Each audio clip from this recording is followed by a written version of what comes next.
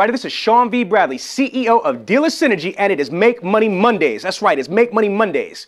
And I'm so excited to work with you today because we have the entire week for you to plan and crush it. But this is special to me because I just came off a vacation.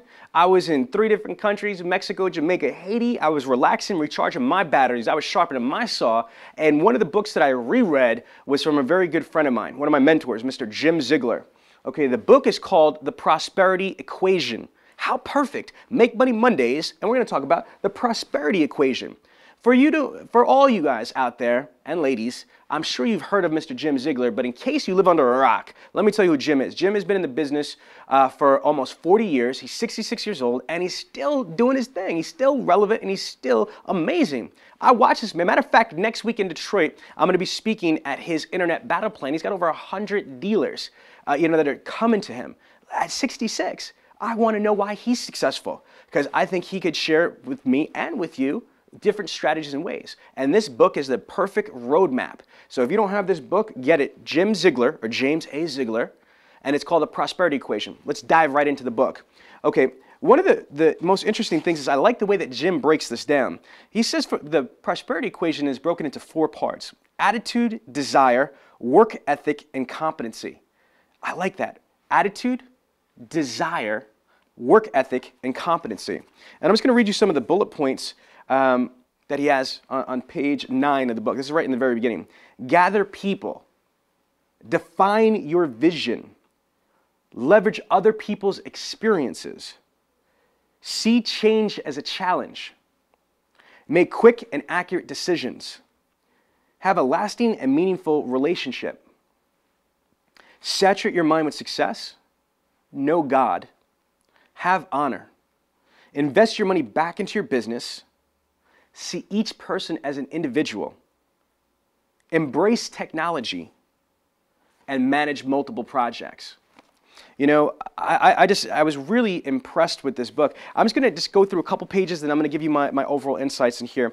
I just page 26 real quick. If you ever fish for crabs, there's an old fisherman's adage that says, if you put a crab in a bucket, you must put a lid on the bucket because it will climb out. But if you put 2 crabs in a bucket, there is no need to put a lid on it because neither crab will allow the other one to escape. They will cling to each other, and they will continue to pull each other back down. Woo! Spoken, oh my God, prolifically. Jim is so correct. You ever feel like when you're at a dealership, there's the huddle of the complainers? Again, you ever heard that phrase, misery loves company? It's so true. It's the 2 crabs in a bucket. That they're not going to let the other person get out of the bucket. They're going to claw them back and bring them down. You need to break away from that stuff, folks. You don't want to surround yourself with people that are going nowhere. You want to turn around and change people, places, and things. If you want something different, you can't keep doing the same things with the same people and at the same places. Well said, Jim. And I love this right here because this goes into my philosophy with Rhonda Byrne and The Secret, the whole laws of attraction and manifestation, the whole, beginning with the end result in mind from Dr. Covey. Jim quoted Napoleon Hill, anything a man can conceive and believe, you can achieve. I'm going to repeat that again. Anything a man can conceive and believe, you can achieve. There is no doubt in my mind that a person can think and dream and believe their way into a fortune. This is just so powerful. I'm going to read from page 80 here. Goal setting is clarifying and crystallizing your dream until you can see it in every small detail. People without a defined and measurable goal only have a pipe dream. If your goal is all smoke and mirrors, then you are living in a delusion, a negative illusion. You don't really have a goal until you can clearly see your dream. The prosperity equation. Now, this is what I'm talking about. If you want to be successful, you've got to surround yourself with successful people. You need to start understanding how they think, how they philosophize, how they realize, the world around them. For myself, just some of the people, I'm not name dropping, I'm just letting you know, I surround myself with people that I think are incredible. People like Jim Ziegler, people like Peter Martin, people like Michael Wins, people like Susan Givens, people like my wife, actually, she's just brilliant. Ralph Paglia, Craig Lockard, Danny Alkazmi, These are people that, Gabriel Cratchit, I got a whole list of just people that I'm inspired with. These are people that are as smart as I am, and in a lot of cases, smarter, and wealthier, and all that other stuff. Why? Because I don't want to just surround myself with people to make myself feel better and superior. That's an inferior philosophy. I want to surround myself with people that are extremely successful, that are extremely positive, that are extremely productive and proactive, and I kind of feed off of that energy. And I want them to feed off of my energy. That's positive reinforcement, And I'm just going to go back to what Jim just said when he was quoting Napoleon Hill and what I mentioned with Rhonda Byrne from The Secret. Things have to be created twice, first mentally and then physically. If you don't believe you're going to be successful, if you don't believe you deserve to be successful, you're not going to be successful. Sean, what do you mean? I deserve to be successful? Yeah, you might say that. But sometimes deep inside, people don't think they deserve success. They don't think that they can achieve it, they should achieve it, because they've been beat throughout their whole damn life and been beat into submission or beat into complacency with mediocrity. And then let's go back to the beginning part of this book, Jim's the attitude, desire, work ethic, and competency. The attitude. I want you all to have just that amazing, proactive, productive, positive attitude. Wow, and it goes into, it's not just the attitude of like, yeah, life's great. Life is amazing. Life is an opportunity. I could turn around and be successful. I could be anything I want to be. I could be rich. I could be happy. But it's the desire. It's not just feeling that you can, it's wanting it. Do you want it that bad enough? Do you want to be successful? Do you want to be happy? Do you want to be able to give your kids, your spouse, your friends the ultimate experience, the resources that come with being, prosperous and wealthy? Now, work ethic. Attitude and desire are limited by a couple other pieces here. Work ethic. Are you going to be tenacious? Are you going to show up to work? Are you going to come in earlier and leave later than everybody else? Are you going to do what needs to be done? Again, I love saying this. Do you want the things that the average person doesn't have? Because if you do, folks, you've got to be willing to do the things that the average person isn't willing to do. Like have a crazy work ethic. I'm going to give you a little personal story for me, okay? For about 3.5 months, I was planning a major workshop, the Internet Sales 20 Group in Dallas. We had roughly about 100 dealers come in. It was an epic experience. Right from there, I went on a cruise to 3 different countries. I came back, flew all the way to from Philadelphia to Los Angeles just to train for about 7.5 hours, a publicly traded company that had 40 outside sales reps. I trained AutoBytel.com, a very prestigious company that's responsible for the entire automotive internet sales phenomenon in our industry.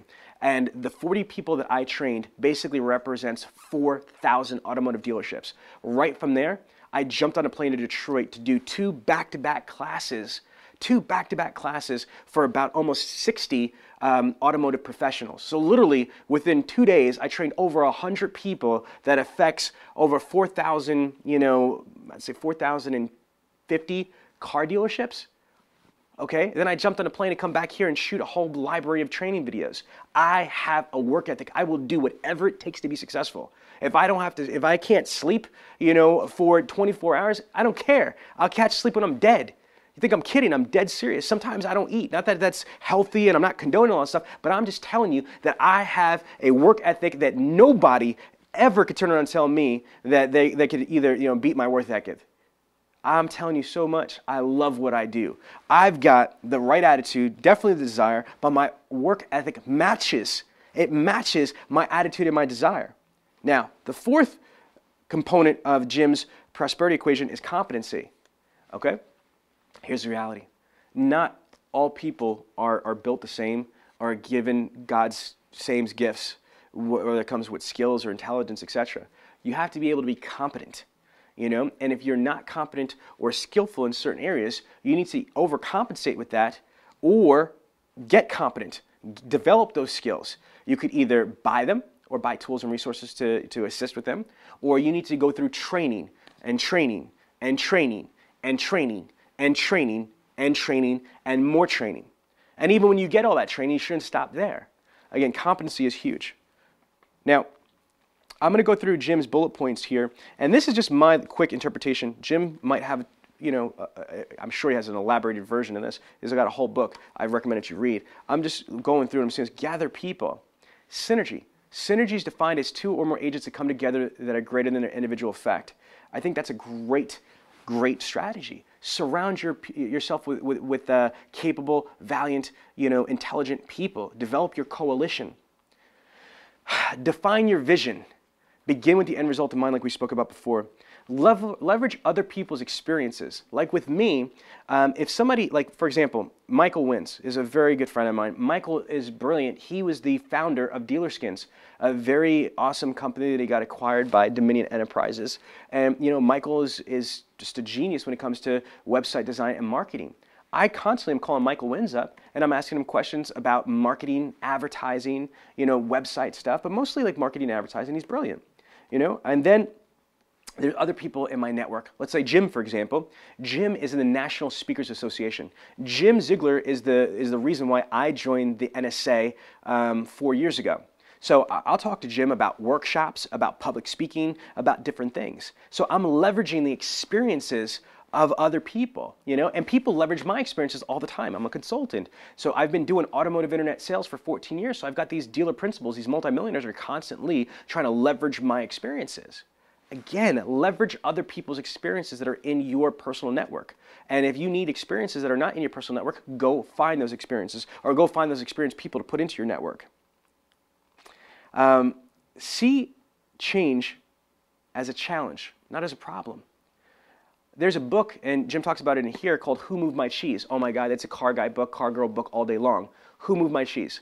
It just puts it in the rat race. You can't turn around and just keep doing the same things over and over and over again because we evolve. The time people evolve. So you've got to evolve with them or you're going to get consolidated and through natural selection cease to exist, at least economically.